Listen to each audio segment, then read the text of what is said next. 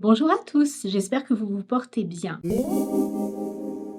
Je vous propose aujourd'hui de travailler sur la nouvelle partie de l'examen qui est entrevue à la radio. Cette section est composée de 2 questions. Vous avez 20 secondes pour lire les questions avant la première écoute et 30 secondes pour y répondre après.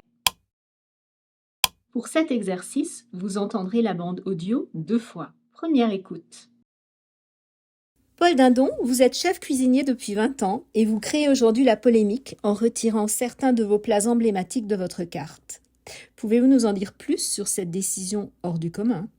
Certainement. De nos jours, il est difficile d'ignorer que certaines espèces sont en danger. On pense souvent à la viande, mais les produits de la mer sont tout aussi affectés. Il faut en tenir compte. Vous avez toujours prôné une cuisine du marché et encouragé les ingrédients locaux et parfois délaissés. Pouvez-vous être plus précis sur votre démarche?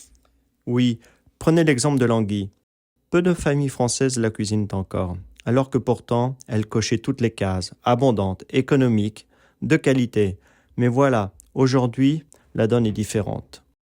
Or, sur le plan gastronomique, non seulement la clientèle asiatique, par exemple, recherche ces produits abandonnés par notre classe moyenne, mais en plus, ils sont devenus rares et la surpêche les condamne à la disparition.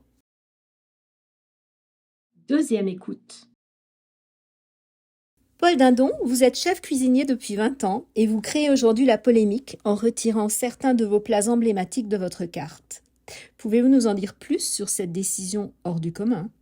Certainement. De nos jours, il est difficile d'ignorer que certaines espèces sont en danger. On pense souvent à la viande, mais les produits de la mer sont tout aussi affectés. Il faut en tenir compte. Vous avez toujours prôné une cuisine du marché et encouragé les ingrédients locaux et parfois délaissés. Pouvez-vous être plus précis sur votre démarche? Oui, prenez l'exemple de l'anguille.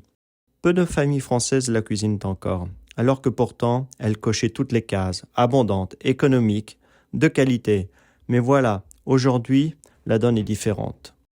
Or, sur le plan gastronomique, non seulement la clientèle asiatique, par exemple, recherche ces produits abandonnés par notre classe moyenne, mais en plus, ils sont devenus rares et la surpêche les condamne à la disparition. Bonne chance à tous et à bientôt pour les explications et réponses.